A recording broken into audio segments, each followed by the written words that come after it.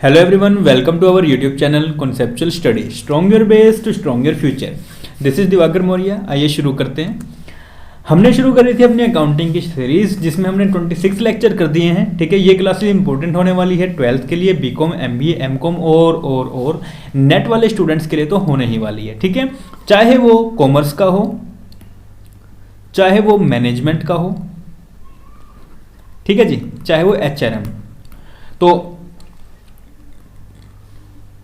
ये वाली क्लास बहुत ज़्यादा इंपॉर्टेंट है। इससे पहले हमने क्या क्या कुछ किया है वो आप पूरी प्लेलिस्ट में जाके देख सकते हैं कि अकाउंटिंग का मीनिंग हो गया, उसके गोल्डन प्रिंसिपल्स हो गए, जर्नल एंट्रीज करनी हमने सीखी, जिस एक ट्रिक बताई थी जिसकी वजह से आप कुछ भी किसी भी तरह की जर्नल एंट्रीज को कर सकते हैं। ठीक है, फिर हमने देखे कुछ पार्टनरशिप के कंसेप्ट, जैसे कि पार्टनरशिप होती क्या है, उसके रेशियोज निकालना सीखा। उसके बाद हमने देखा एडमिशन क्या है, रिटायरमेंट क्या है, डेथ क्या है, डिसोल्यूशन किया, डिसोल्यूशन में एक बहुत बड़ी अमेंडमेंट देखी। ठीक है, तो इस तरह की सारी चीज़ें देखी। अगर वो सारी वीडियोस नहीं देखी हैं तो डिस्क्रिप्शन में लिंक मिल जाएगा, आप उसे जाके देख सकते हैं, और या फिर यहाँ आई बटन पे आपको देखने को मिल जाएगा, वो पूरी प्लेलिस्ट मैंने डाली हुई है। ठीक है जी, चलिए छोटी सी इन्फॉर्मेशन ये है कि 3 जैन से हमारा बैच स्टार्ट हो चुका है। अगर किसी बच्चे को एनरोल करना है तो आप मुझे इस मेल आईडी पर मेल कर सकते हैं। ठीक है जी, चलिए आपको सारी फर्दर इन्फॉर्मेशन फॉरवर्ड कर दूंगा मैं आपको, जिस भी मेल आईडी से आप करेंगे। ठीक है जी, चलिए स्टार्ट करते हैं। देखिए अभी तक हमने क्या किया, ये अपना प्रॉपर सिलेबस है अकाउंटिंग एंड ऑडिटिंग का, यूनिट नंबर 2 पेपर 2 का। ठीक है, कॉमर्स का। देखिए basic accounting principles, concepts and postulates कर लिए हमने। ठीक है, पार्टनरशिप अकाउंट्स में एडमिशन हो गया हमारा, रिटायरमेंट हो गया, डेथ हो गया, डिसोल्यूशन हो गया, इंसॉल्वेंसी ऑफ पार्टनरशिप फर्म हो गया है। ठीक है, कॉर्पोरेट अकाउंटिंग में हमने क्या कुछ कर लिया, कॉर्पोरेट अकाउंटिंग आज हमने करना है, लेकिन उससे पहले हमने क्या कुछ देख लिया, टाइप्स ऑफ कंपनीज देख लिया, और कंपनी होती है, कंपनी के फीचर्स, मीनिंग हम लोगों ने देख लिया। अभी आज हम लोग क्या करने वाले हैं, कॉर्पोरेट अकाउंटिंग का देखेंगे। कुछ इसमें चीज़ें हैं जो कुछ कुछ नई हैं और कुछ कुछ जानने की ज़रूरत है हमें, जो फाइनेंशियल स्टेटमेंट्स बनाने के लिए मैंडेटरी हो जाती हैं। ठीक है, तो वो सारी हम आज देखेंगे, प्लस में सरप्लस अकाउंट भी हम लोग आज देखेंगे। ठीक है, उसके बाद हम लोग कल से शुरू करेंगे issue, forfeiture and re issue of shares. ये लगभग आपका 2 लेक्चर में या 3 लेक्चर में हो जाएगा खत्म। फिर उसके बाद लिक्विडेशन पे बात करेंगे, लिक्विडेशन सबसे एंड में, एक्वाजिशन, मर्जर और अमलगमेशन पे बात करेंगे। फिर उसके बाद रिकंस्ट्रक्शन बात करेंगे। तो आपका फर्स्ट लेक्चर मान लो एक तरीके से एक पूरा एक लेक्चर ये, उसके बाद सेकंड लेक्चर ये, थर्ड लेक्चर ये, और फोर्थ लेक्चर रहेगा आपका लिक्विडेशन, मतलब इस सीक्वेंस में करने वाले हैं। ठीक है, और फिफ्थ लेक्चर रहेगा होल्डिंग में। तो अपनी ये जो पार्ट है ये खत्म हो जाएगा। फिर कॉस्ट मैनेजमेंट का हम लोग बाद में करेंगे, फाइनेंशियल मैनेजमेंट इसके बाद कर देंगे स्टार्ट, और ह्यूमन रिसोर्स मैनेजमेंट और एनवायरमेंटल अकाउंटिंग प्लस में आईएफआरएस ये कर देंगे, और उसके बाद रह जाएगा अपना सिर्फ अकाउंटिंग का पोर्शन। तो अकाउंटिंग अपना सबसे लास्ट में करेंगे, ये सारा हो जाएगा। उसके बाद फिर शुरू करेंगे अपना कॉस्ट एंड मैनेजमेंट अकाउंटिंग का पार्ट। ठीक है जी, चलिए अब स्टार्ट करते हैं। ये सब मैंने बता दिया कि हमारा क्या कुछ हो चुका है, क्या कुछ करने वाले हैं, कैसे कैसे करने वाले हैं। ठीक है जी, चलिए अगर क्या सिलेबस नहीं है आपके पास तो इस तरह से मुझे बता देना कमेंट करके, मैं आपको, वैसे टेलीग्राम पे मैंने डाला हुआ है एक लिंक जिससे आप जाके डाउनलोड कर सकते हैं, या आप डायरेक्ट गूगल पे लिखिए आपको मिल जाएगा, इसका भी स्क्रीनशॉट ले सकते हैं। चलिए स्टार्ट करते हैं। देखिए फाइनेंशियल स्टेटमेंट, फाइनेंशियल स्टेटमेंट्स, ठीक है, फाइनेंशियल स्टेटमेंट्स, जिसमें आपके प्रॉफिट एंड लॉस भी आ जाएगा और बैलेंस शीट भी आ जाएगी। ठीक है, चलिए देखिए क्या कहते हैं, एज पर the section 2 sub section 40, sub section 2 और सब सेक्शन 40 मैंने आपको ना पहले काफी बार बताया हुआ है, और मैं अभी भी ना फिर से बताना चाहता हूं आपको कि फर्स्ट सेक्शन जो होता है किसी भी एक्ट का, अगर फर्स्ट सेक्शन है, ठीक है, सेक्शन 1 इसमें लिखा होता है आपका टाइटल्स। ठीक है, टाइटल्स, कमेंसमेंट्स वगैरह सारे। ठीक है, सेकंड जो सेक्शन होता है सेक्शन 2 किसी भी एक्ट का, उसमें लिखे होते हैं मीनिंग, कि वो है क्या, उस एक्ट के बारे में चीजें हैं क्या। ठीक है, तो ये चीजें हमेशा याद रखना, 1 में टाइटल और सेकंड में मीनिंग। ठीक है, अब देखो फाइनेंशियल एक्ट, फाइनेंशियल स्टेटमेंट में कहता है एज पर the section 2 sub section 40 of the companies act 2013 financial statement in relation to a company include the followings. अब क्या कौन कौन सी चीजें आएंगी फाइनेंशियल स्टेटमेंट में, पहली चीज ये 5 चीजें आपको याद होनी जरूरी है अगर फाइनेंशियल स्टेटमेंट से आपको क्वेश्चन आ जाता है तो, क्योंकि इन्हीं 5 चीजों पे ले दे के सब कुछ बना हुआ है। ठीक है, यही बेस है आपका। देखो पहला क्या है, a balance sheet as the end of the financial year. अच्छा, as the end of the financial year क्यों लिखते हैं, क्योंकि सर बैलेंस शीट ना हमने पढ़ा था और आपने पढ़ाया भी था कि बैलेंस शीट सबसे लास्ट में बनती है। सबसे लास्ट में कब कंपनी बंद हो जाए तब? नहीं सर, हर ईयर के लास्ट में, ताकि हम जान सके कि हमारी कंपनी की फाइनेंशियल पोजीशन क्या है, हमारी कंपनी की औकात क्या है। ठीक है जी। तो क्या बनेगी? एक तो बैलेंस शीट होगी, ठीक है। दूसरी क्या होगी? Statement of profit and loss of the financial year. तो profit and loss, statement of profit and loss भी बनेगा, ठीक है। Cash flow statement for the financial year, cash flow statement भी बनेगा। लेकिन सर आपने एक चीज बताई पिछले लेक्चर में, सबसे लास्ट लाइन थी, सबसे लास्ट लाइन ये थी कि जो वो अपनी थी 1% कंपनी, उसे ना फाइनेंशियल स्टेटमेंट्स में कैश फ्लो को कभी भी सबमिट करने की रिक्वायरमेंट नहीं होती। जी हाँ, नहीं होती। देखिए ये लिखा हुआ, एक तो है कौन सी? 1% कंपनी, दूसरी है स्मॉल कंपनी, और तीसरी है डोरमेंट कंपनी। इसे डोरमेंट कंपनी को हम लोग कहते हैं इनएक्टिव कंपनी, इनएक्टिव कंपनी, ठीक है, इनएक्टिव कंपनी, ठीक है। तो कौन कौन सी कंपनी? 1% कंपनी, स्मॉल कंपनी और डोरमेंट कंपनी। इन तीनों कंपनी को क्या किया गया? एग्जेम्प्ट किया गया है from preparing cash flow statement with their financial statements. तो जब भी ये तीनों कंपनी अपनी फाइनेंशियल स्टेटमेंट्स को सबमिट करेंगी तो उनको कैश फ्लो स्टेटमेंट सबमिट करने की रिक्वायरमेंट नहीं है, ठीक है जी। उसके बाद ए statement of changes in equity. Changes in equity, ये पॉइंट ना याद रखना, आपको मैं आगे करवाऊंगा। चेंजेस इन इक्विटी होता क्या है कि इक्विटी में मतलब कुछ चेंजेस हो रहे हैं, तो वो वाली स्टेटमेंट्स भी आपको लिखनी होगी। भी आज आपके पास मान लो 100,000 इक्विटी है, इक्विटी शेयर होल्डर, और कल को आपके पास सिर्फ 100 रह गई है, या कल को आपके पास 10,000 हो गई हैं, तो वो सारी स्टेटमेंट्स कैसे कैसे चेंज हो रही है, कहाँ कहाँ हो रही है, वो सब कुछ आपको क्या करना होगा? लिख के और देना होगा, मतलब वो स्टेटमेंट बनानी होगी। और एक होते हैं एक्सप्लेनेटरी नोट्स। एक्सप्लेनेटरी नोट्स कौन से? जो आप वो लास्ट में लिखते थे, क्या? वर्किंग नोट्स, याद आया? वर्किंग नोट्स, ठीक है। तो 5 फाइनेंशियल स्टेटमेंट्स क्या कुछ होंगी? पहली तो है जी बैलेंस शीट, बैलेंस शीट होगी, ओके। दूसरी होगी statement of profit and loss account, sorry account भी कह रहा हूँ, स्टेटमेंट भी कह रहा हूँ, sorry, statement of profit and loss for the financial year. फिर तीसरी चीज कहेंगी कैश फ्लो स्टेटमेंट। लेकिन सर कैश फ्लो स्टेटमेंट ना 3 एक ऐसी कंपनीज हैं, कौन कौन सी? 1% कंपनी, डोरमेंट कंपनी और स्मॉल कंपनी, जिन्हें फाइनेंशियल स्टेटमेंट्स में कैश फ्लो स्टेटमेंट को प्रेजेंट करना या सबमिट करना मैंडेटरी नहीं है, उन्हें एग्जाम्प्ट किया गया है। और जो उसका चौथी चीज है, कोई भी स्टेटमेंट हम ऐसी बनाएंगे जो जिसमें इक्विटी में चेंजेस हो रहे होंगे, ठीक है। तो statement of changes in equity. और 5वां होगा अपना वर्किंग कैपिटल नोट्स का, सॉरी वर्किंग कैपिटल कह रहा हूँ, वर्किंग नोट्स का और एक्सप्लेनेटरी नोट्स का, ठीक है। वर्किंग नोट्स या फिर एक्सप्लेनेटरी नोट्स, ठीक है। सॉरी ये बीच में हो रहा है कुछ।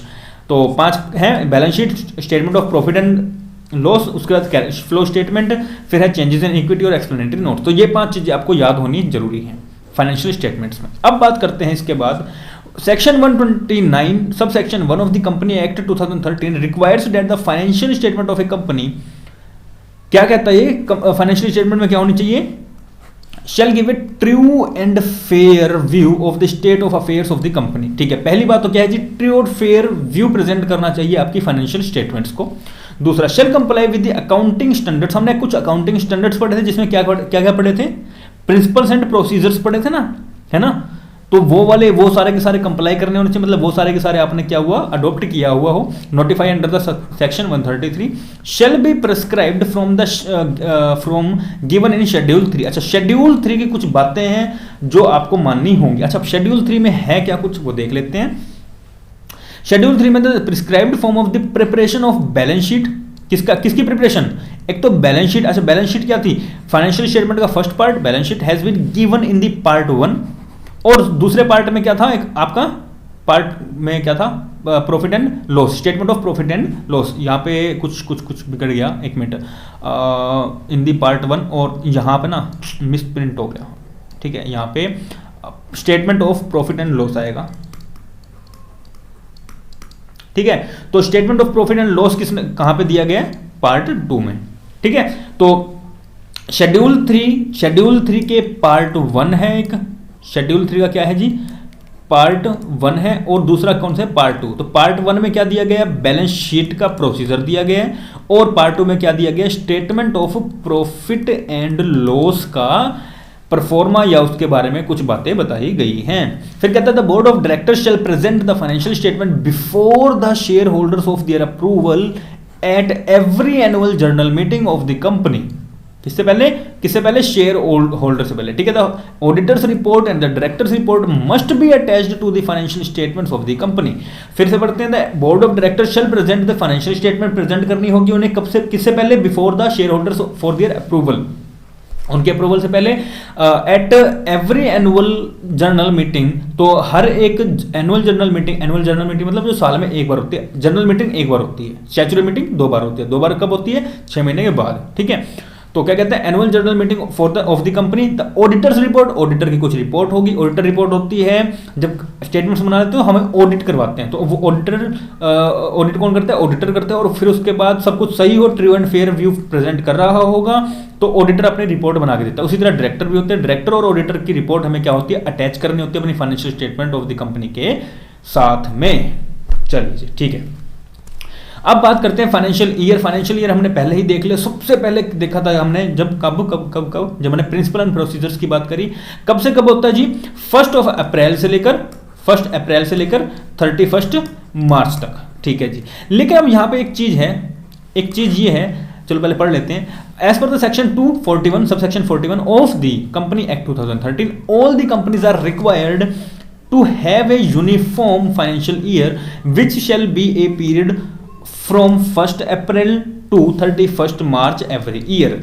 अब यहाँ पे एक बात ये है, मान लो आपकी जो कंपनी है वो है इंडिया में, ओके जी। आप इंडिया वाले क्या कर रहे हैं, 1 अप्रैल से लेकर 31 मार्च तक क्या कर रहे हैं, अपना अकाउंटिंग पीरियड चला रहे हैं। लेकिन आपकी एक ना कंपनी, आपकी एक सब्सिडरी, आपकी एक होल्डिंग कहाँ पे है जी, यूएसए में, ठीक है। अब इनको क्या करना है, मान लो इस कंट्री में जो अकाउंटिंग पीरियड को या जो फाइनेंशियल ईयर काउंट किया जाता है वो काउंट किया जाता है 1 जनवरी से लेकर 31 दिसंबर तक, ठीक है। तो अब क्या होगा, तो क्या आपको भी इसी तरह करना है या उनको भी आपकी तरह करना है, कैसे करना है, ठीक है। तो वहां पे ये कहा गया कि आप जिस तरीके से कर रहे हैं करते रहिए, उनको जिस तरीके से करने हैं करने दीजिए। लेकिन हाँ, फाइनेंशियल ईयर तो आपको बनाना, मेंटेन करना, फाइनेंशियल ईयर के अकॉर्डिंग आपको सारे के सारे डॉक्यूमेंट्स, सारे के सारे जो फाइनेंशियल स्टेटमेंट्स हैं वो मेंटेन करने ही पड़ेंगे, ठीक है। तो वहां पे आप कुछ भी फेरबदल नहीं कर सकते। बस ये चीज है कि अगर मतलब इंडिया से अगर बाहर कोई भी चीज ऑपरेशन आप लोग कर रहे हैं तो आपका उनका जो भी अकाउंटिंग पीरियड है वो उनको अडॉप्ट करने दो, आप उसमें कोई भी दखल नहीं करोगे, ठीक है जी, ठीक है। चलिए अच्छा, अब बात करते हैं CDT. CDT is a most important topic. क्यों इंपॉर्टेंट टॉपिक है, क्योंकि यहां पे भी आपके अमेंडमेंट आई है कुछ, और अमेंडमेंट हम अभी अच्छे से डिस्कस कर लेंगे। सबसे पहले जानते हैं कि सीडीटी होता क्या है। सीडीटी होता क्या है, चलिए देखते हैं। सीडीटी की फुल फॉर्म क्या है, corporate dividend tax. Corporate dividend tax, corporate का मतलब क्या है, कंपनी। आपने कुछ पढ़ा होगा और कुछ नहीं पढ़ा तो कोई बात नहीं, आप आगे पढ़ने वाले हैं। कुछ शेयर्स होंगे, किस तरह के शेयर होते हैं, ठीक है। अभी प्रेफरेंस शेयर, डिबेंचर्स हैं आपके, या इक्विटी शेयर होल्डर्स हैं। अभी आप देखते हैं कि उनको मिलता क्या कुछ है। आपने मान लो आप जो हो, हम सिर्फ इक्विटी लेके चलते हैं एक बार, ठीक है। इक्विटी है, ठीक है, क्या है जी, इक्विटी है। तो आपने क्या किया जी, इक्विटी लिए। अब ये है कंपनी, मान लो टाटा, ठीक है। ये जी है टाटा की कंपनी, ठीक है। और आपने अब इस कंपनी के क्या लिए, इक्विटी लिए। क्या लिए जी, इक्विटी लिए, ठीक है। अब पहले क्या होता था, सॉरी अभी पहले समझते हैं, ठीक है। होता क्या है, इक्विटी लिए आपने, ठीक है। आपने इसको दिए थे मान लो 10 रुपए, और इसने आपको बदले में कितने दिए जी, 12 रुपए। आपके 2 रुपए क्या है, इनकम है। 2 रुपए क्या है जी, आपकी इनकम है। इस 2 रुपए पे आपको टैक्स पे करना पड़ेगा। गवर्नमेंट कहती है आप कितना मर्जी कमाओ, हमें क्या चाहिए, टैक्स चाहिए। क्या चाहिए जी, टैक्स चाहिए। ओके जी, चाहिए, ले लो। तो होता क्या है, जब भी आप डिविडेंड पे करते हैं ना, तो उस टाइम पे टैक्स कटता है, टीडीएस लगा लो। तो जैसे टीडीएस होता है, टीडीएस हम लोग टैक्स में पढ़ेंगे, तो आपने टीडीएस का नाम सुना होगा। जब भी कोई भी एम्प्लॉयर अपने एम्प्लॉय को सैलरी देता है ना, तो उस टाइम पे टीडीएस काट लेते हैं। मान लो उसकी 10,000 रुपये सैलरी है, कितनी है जी, 10,000 रुपये सैलरी, और उसको देनी है। तो देने से पहले वो क्या कर लेगा, मान लो कुछ उसको एक्चुअल जो टैक्स उस पर बनता था कुछ 2,000 रुपये, ठीक है। और उसने काट लिया 1,000 रुपये, ठीक है। तो सॉरी 1000 रुपये, ठीक है। टोटल टैक्स कितना बनता था 2000 रुपये, टीडीएस काट दिया, एम्प्लॉयर ने टीडीएस काट लिया 1000 रुपये। अब जो पर्सन है ना सैलरी लेने के बाद वो सिर्फ और सिर्फ 1000 रुपये ही पे करेगा, क्योंकि 1000 ये टीडीएस काटने के बाद डायरेक्ट जाएगा गवर्नमेंट के ट्रेजरी में, और यहां से भी जो 1000 जाएगा वो भी जाएगा गवर्नमेंट के ट्रेजरी में। तो बंदे के पास जिस पर्सन की सैलरी थी उसकी सैलरी से कितना टैक्स कटा 2000 रुपये, ठीक है। तो इस तरह का टैक्स होता है, टीडीएस होता है। तो इसी तरह का टीडीएस ना कंपनी काटती है अपने डिविडेंड्स को पे करते वक्त, अपने डिविडेंड्स पे करते वक्त अपने शेयर होल्डर्स को, ठीक है। अब होता क्या था 1997 से पहले, क्या था 1997 से पहले जो आपका जो सीडीटी था, या इसको ऊपर डिविडेंड डिस्ट्रीब्यूशन टैक्स भी कहते हैं, ये ना शेयर होल्डर्स, जो शेयर होल्डर्स है, इक्विटी शेयर होल्डर, मतलब आपके हैंड में टैक्सेबल था। किसके हैंड में? Taxable in the hand of share holders, ठीक है। तो 1997 से पहले क्या होता था, शेयर होल्डर्स के हैंड में ये टैक्सेबल होता था, ठीक है जी। उसके बाद ना 1997 में कुछ अमेंडमेंट आई, और उसमें अमेंडमेंट में क्या लिखा गया कि जो आपकी ये टैक्सेबल किसके हैंड में है, ये बिफोर 1997, ठीक है। टैक्सेबल किसके हैंड में? शेयर होल्डर्स के। तो आप एक काम करो, आप ये शेयर होल्डर्स के में मत पंगे लो, ये शेयर होल्डर्स ना आपको मतलब ढंग से टैक्स देते नहीं हमको। आप एक काम करो, after 1997 taxable in the hand of company या कॉरपोरेट, ठीक है जी। तो उसके बाद हुआ क्या कि 1997 के बाद कि अब जो टैक्सेबल होगा वो किसके हैंड में होगा? कौन टैक्स पे करेगा? उसका कंपनी करेगी। कंपनी अपने आप टैक्स काटेगी और पे कर देगी, और इक्विटी शेयर होल्डर को कोई भी टैक्स पे करने की रिक्वायरमेंट नहीं है, ठीक है। क्योंकि कई बार क्या होता था, जो शेयर होल्डर्स है वो अपनी ज्यादा इनकम कमाते ज्यादा थे लेकिन दिखाते कम थे, और उस हिसाब से कम ही पे करते थे, ठीक है। अभी इसके बाद क्या हुआ 2019 में आकर, ठीक है, 19-20 में आकर इन्होंने एक फिर से अमेंडमेंट करी, और अमेंडमेंट करके क्या कहा कि अब ना एक काम करो, कंपनी को हटाओ, ये कंपनी में ना घपलेबाज है, दोबारा से क्या करो, दोबारा से शेयर होल्डर्स के हैंड में टैक्सेबल करो, और शेयर होल्डर को अब ना डिविडेंड पे करना होगा, डिविडेंड पे टैक्स पे करना होगा, और वो डिविडेंड अपनी टोटल जो सैलरी बनाता है, मतलब हम लोग जब टैक्स पढ़ेंगे तो जो टोटल सैलरी के 5 हेड्स हैं, ठीक है, उन 5 हेड्स के बेस पर, उनके 5 हेड्स में वो इंक्लूड करके वो सैलरी होगी, उस सैलरी पे उसका जो है वो टैक्स लगेगा, ठीक है। तो यहां गवर्नमेंट अब खेल गई। अब बात करते हैं, अब पढ़ लेते हैं एक बार, फिर उसके बाद थोड़ा शायद आपको ज्यादा समझ में आएगा। देखो कहता क्या है, बिफोर 1997 हमने अभी डिस्कस किया कॉर्पोरेट डिविडेंड टैक्स को। पहली बात तो कहते हैं कि डिविडेंड डिस्ट्रीब्यूशन टैक्स, डिविडेंड को डिस्ट्रीब्यूट करते हुए टैक्स, ठीक है। Dividend distribution was taxed in the hand of share holders. 1997 से पहले किसके हैंड में टैक्सेबल था? शेयर होल्डर्स के हैंड में टैक्सेबल था, okay. However with the amendments introduced in the finance act 1997, finance act 1997 आया था, जब उसमें क्या बात करी थी, companies distributing dividends are required to pay tax on such dividend. कितने परसेंट जी? 15%। 1997 से पहले शेयर होल्डर के हैंड में टैक्सेबल था। 1997 में एक अमेंडमेंट हुई जिसमें यह कहा गया कि अब जो है वो कंपनीज जो है वो डिस्ट्रीब्यूट करते हुए, डिविडेंड्स को डिस्ट्रीब्यूट करते हुए क्या करेगी? टैक्स को पे करेगी। और उस टाइम पे सीडीटी कितना परसेंट था? 15% टैक्स पे करते थे। लेकिन 2019 में एक अमेंडमेंट हुई और 2020 से वो इफेक्ट हो गया। अमेंडमेंट है, ये इंपॉर्टेंट अमेंडमेंट है, इसे याद रखिएगा, इसे लिख लेना अलग से। इफेक्टिव कब से हुई? 1 अप्रैल 2020 से, मतलब नया financial year, new financial year से, ठीक है। ये कहा गया कि जो आपका डिविडेंड डिस्ट्रीब्यूशन टैक्स है ना, डीडीटी, डिविडेंड डिस्ट्रीब्यूशन टैक्स या फिर सीडीटी, हैज बीन एबोलिश्ड, इसे खत्म कर दिया गया है, और अब डिविडेंड की जो इनकम होगी वो now taxable in the hand of share holders. पहले सीडीटी और डीडीटी हुआ करता था। सीडीटी और डीडीटी पे करते थे कौन जी? कंपनी पे करती थी। कितने परसेंट के हिसाब से पे करती थी जी? 15% के हिसाब से पे करती थी। लेकिन 1 अप्रैल 2020 से एक अमेंडमेंट निकल कर आई, और उस अमेंडमेंट में कहा गया जी ये जो सीडीटी पे करती है ना कंपनी, उसे खत्म करो, उसे अबॉलिश कर दिया गया। कंपनी पे कोई जिम्मेवारी नहीं रखनी। कंपनी पे पहले ही बहुत सारा बर्डन है यार, वो एक शेयर होल्डर की इनकम निकाल ले, उस पर पे करे, नहीं, इतना नहीं। हम खेलेंगे नया। हम कहेंगे जी आप शेयर होल्डर्स हो, आप अपने जो भी आपको डिविडेंड मिल रहा है उस डिविडेंड को अपनी इनकम में इंक्लूड करो और उसी हिसाब से आप क्या करो जी, टैक्स पे करो। अब देखो, अब गवर्नमेंट यहाँ खेलती कैसे है, ध्यान से देखो। आपको मान लो पहले मिलता था टोटल डिविडेंड 1 लाख रुपए, ठीक है, आप 1 लाख पे 15% आप टैक्स पे कर देते थे, ठीक है। अच्छा 1 लाख का 15% कितना हुआ जी, 1 लाख का 15% 15,000, ओके, आज क्या हो रहा है, 15,000, ठीक है। फिर अब ये लगाओ, अब गवर्नमेंट क्या कहती है, आप पहले 15,000 रुपये पे कर दो, ठीक है, हम कर देते थे। लेकिन अब गवर्नमेंट खेल रही है, गवर्नमेंट कहती है आपकी इनकम जो टोटल इनकम है ना वो है 5 लाख रुपए, कितनी है, 5 लाख, और जो डिविडेंड मिल रही है वो आपको मिल रही है 1 लाख रुपए, ठीक है जी।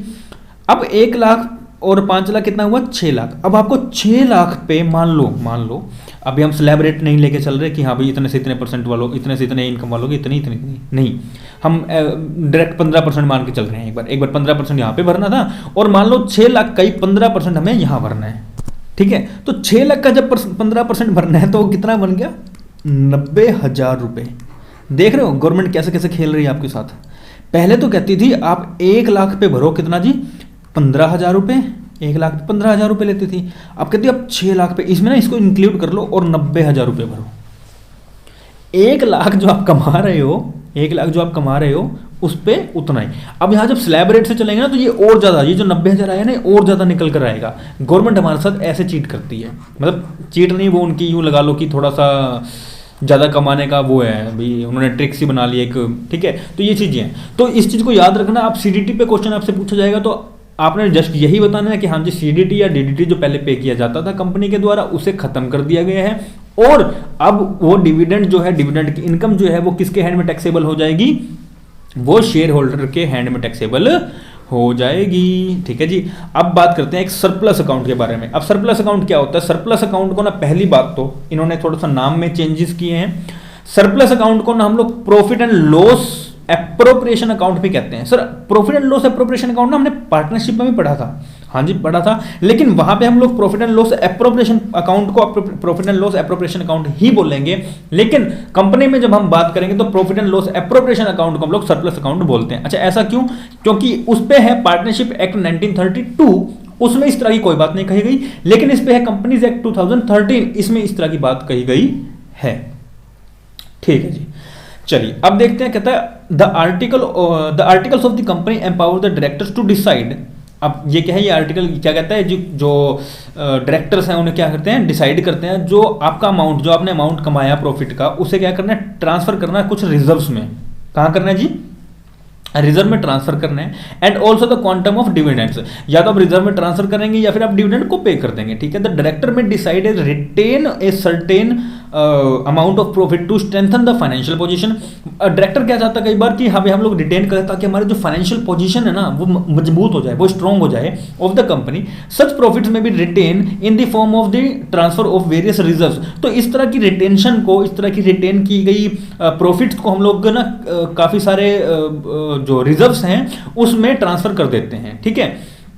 और वो सारा का सारा हम लोग किस में डालते हैं, अपना रिजर्व्स एंड सरप्लस अकाउंट में। अब रिजर्व्स एंड सरप्लस अकाउंट अपना बनता कैसे वो देखते हैं। देखो एक बार पेन चेंज कर लूं मैं, फिर देखते हैं कितना टाइम हो गया, 23 मिनट हो चुके हैं। ओके जी हम खत्म करते हैं जल्दी जल्दी जल्दी जल्दी। देखिए रिजर्व एंड सरप्लस अकाउंट अच्छा बनाने की ट्राई करते हैं, इस पर थोड़ी सी गंदी होती है writing. Reserve and surplus account, ठीक है। चलिए अब इसे थोड़ा सा ध्यान से समझिएगा, बस लाइन का थोड़ा सा प्रॉब्लम रहेगा, ठीक है। लाइन बड़ी गंदी गंदी लगती है इसमें। चलो मैं ऐसे बना लेता हूँ, ठीक है। चलो ठीक ठाक बन जाए बस, ठीक है। उसके बाद एक लाइन ये ज़्यादा मोटी होगी गड़बड़। चलो जी ठीक है। तो अभी ये क्या है, रिजर्व एंड सरप्लस अकाउंट हम लोग बनाते हैं। अब इसमें करना क्या कुछ होता है, ठीक है। यहीं पे वही डेबिट और क्रेडिट सारी हो जाएंगे, ठीक है। अमाउंट या रुपीस, ठीक है। देखो हमने क्या करना होता है, सबसे पहले हम लोग करते हैं लास्ट ईयर का ना कुछ आपका सरप्लस रहा होगा, लास्ट ईयर्स सरप्लस, ठीक है। कुछ आपका लास्ट ईयर का सरप्लस रहा होगा रिजर्व एंड सरप्लस में। हमने बात क्या करी, हमने बात ये करी ना कि आपका जो भी वेरियस रिजर्व्स हैं उसमें ट्रांसफर कर देते हो किस चीज को, जो अभी आपका प्रॉफिट है उसको रिटेन करते हो, आपको डिविडेंड नहीं पे कर रहे हैं आप डिविडेंड पे नहीं कर रहे हो, उस डिविडेंड को अपने पास ही बचा के अपने उस प्रॉफिट को बचा के रख ले रहे हो अपने ही पास, ताकि हमारी कंपनी क्या हो, मजबूत हो। और अब वो कंपनी मजबूत होगी और जो प्रॉफिट हम बचा के रख रहे हैं वो ऐसे तो नहीं बचा के रख लेंगे, है ना, रिटेंशन के नेम पे हम उसे रिजर्व में ट्रांसफर कर देंगे ताकि हमारे पास एक रिजर्व मेंटेन रहे। ठीक है, तो लास्ट ईयर के रिजर्व कुछ आपके पास इसी तरह कुछ पड़ा होगा ना, ठीक है। और या फिर मतलब इसी को हम लोग कह देते हैं कि जो आपका लास्ट ईयर का कुछ प्रॉफिट है बैलेंस शीट से, आपका मान लो ये लिख देता हूं, profit from balance sheet of last year. ठीक है, तो आपका कुछ लास्ट ईयर का क्या है, प्रॉफिट है बैलेंस शीट में से। ठीक है, वो आपने सबसे पहले लिखना है। अब इसमें ना हम लोग ऐड करेंगे, ऐड क्या करोगे, जो करंट ईयर का क्या है, करंट ईयर का सरप्लस है, करंट ईयर सरप्लस। ठीक है, तो करंट ईयर के सरप्लस को, या फिर ये कहोगे करंट ईयर का जो आपका क्या है प्रॉफिट है, उसे आप ऐड करेंगे। उसके बाद जो आपके रिजर्व्स हैं उनको जब ट्रांसफर करते हो, ट्रांसफर फ्रॉम रिजर्व्स, उसे आप क्या करोगे, ऐड करोगे। कई बार क्या होता है आपके पास ना कुछ ज्यादा पैसा होता है, अब मैं पहले लिख देता हूं यहां पर क्या आएगा, ट्रांसफर फ्रॉम रिजर्व। अब हमने रिजर्व में डाला नहीं, ट्रांसफर किया कहां से, रिजर्व में से ट्रांसफर किया। कई बार ना हमारे पास पैसा बहुत ज्यादा हो जाता है, हमें जरूरत नहीं होती उतने की, तो हम क्या करते हैं उसमें से कुछ पैसा निकाल लेते हैं। क्या करते हैं जी, निकाल लेते हैं। जैसे आपको कोई मान लो मार्केट से कुछ सामान लेने के लिए भेजा, ठीक है, अभी घर से भेजा आपको, जाओ भी, हाँ भी मार्केट सामान लेकर आओ, और आपको कितने दे दिए जी, 100 रुपये दे दिए।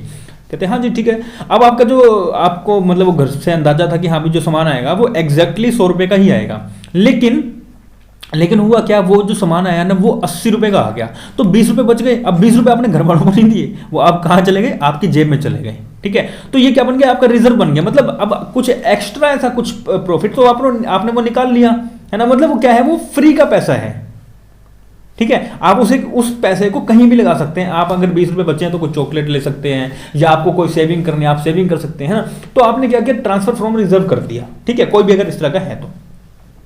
उसके बाद अगर हम क्या करते हैं, ऐड करते हैं कोई भी एडजस्टमेंट है,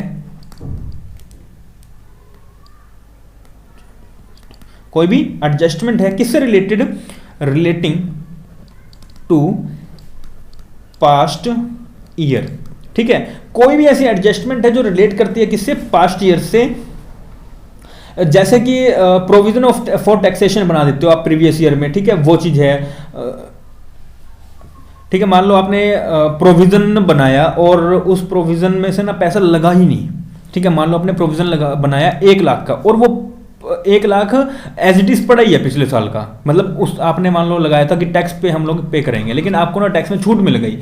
आपको 2 लाख का टैक्स था और आपको 1 लाख की छूट मिल गई, तो 1 लाख आपके पास पड़ा है, तो वो पैसा क्या है, आपके पास फ्री का पैसा है, अब आपके पास बच गया, तो उसे भी आप लोग क्या करेंगे, रिजर्व एंड सरप्लस में फिर से एडजस्ट करेंगे, अब उसको कहीं ना कहीं निकाल देंगे। ठीक है, तो क्या कुछ करोगे, अभी तक लास्ट ईयर का जो सरप्लस है वो होगा, उसमें क्या ऐड करोगे, करंट ईयर का सरप्लस होगा, प्लस में क्या करोगे, ट्रांसफर फ्रॉम रिजर्व होगा, फिर प्लस में क्या होगा, adjustment relating to past year, कुछ पास्ट ईयर की एडजस्टमेंट्स होंगी, उसे हम करेंगे। ठीक है, तो जो भी अमाउंट रहेंगी उसे हम कैलकुलेट कर लेंगे। ठीक है, यहां तक।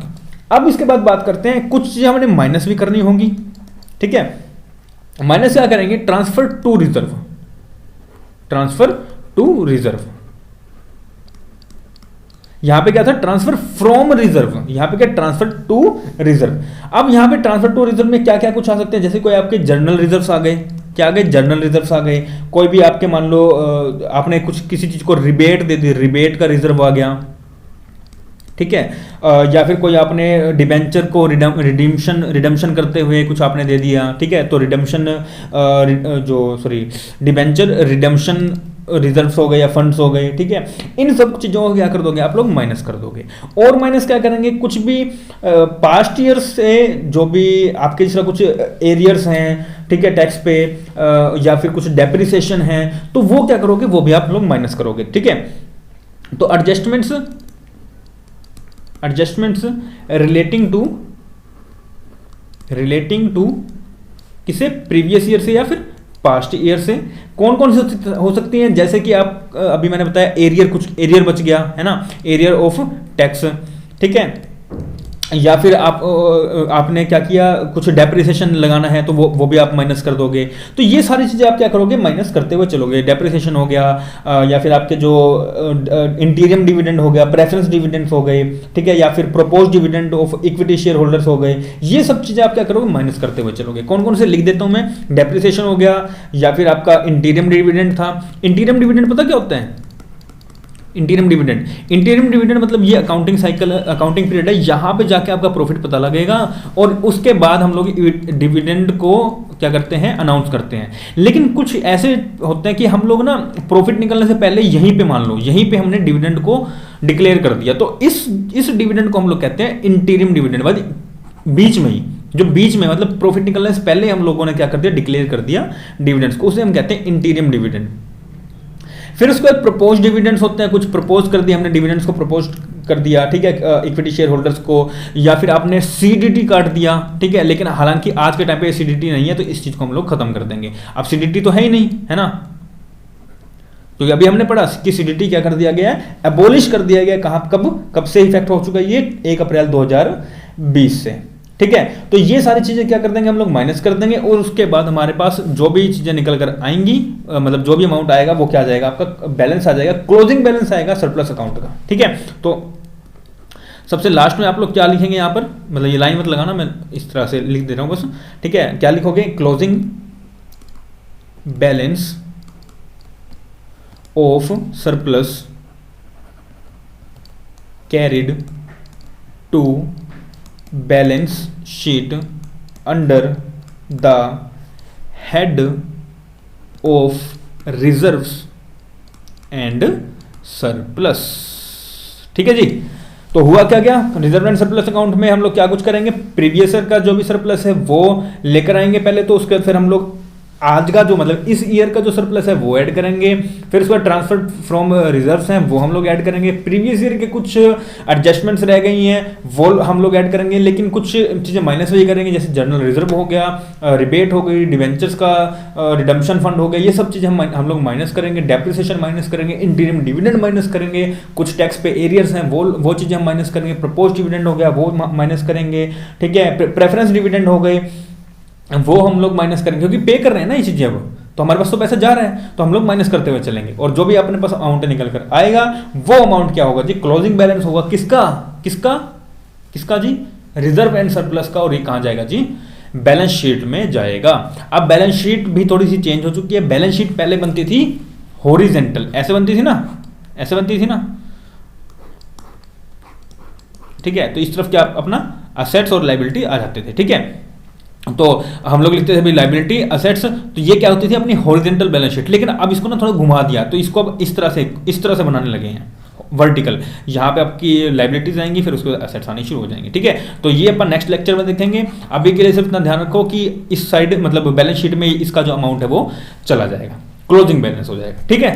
तो आज हमने क्या कुछ किया, फाइनेंशियल स्टेटमेंट्स के बारे में जाना, होता क्या है, और ट्रू एंड फेयर करनी चाहिए, इसका जो प्रेजेंट करनी चाहिए अपनी फाइनेंशियल स्टेटमेंट्स, ठीक है, अकाउंटिंग स्टैंडर्ड्स को फॉलो करना चाहिए। और शेड्यूल 3 में 2 चीजें बताई गई है, बैलेंस शीट और statement of profit and loss, ठीक है। तो ये दोनों चीजें हम लोग नेक्स्ट लेक्चर में देखेंगे।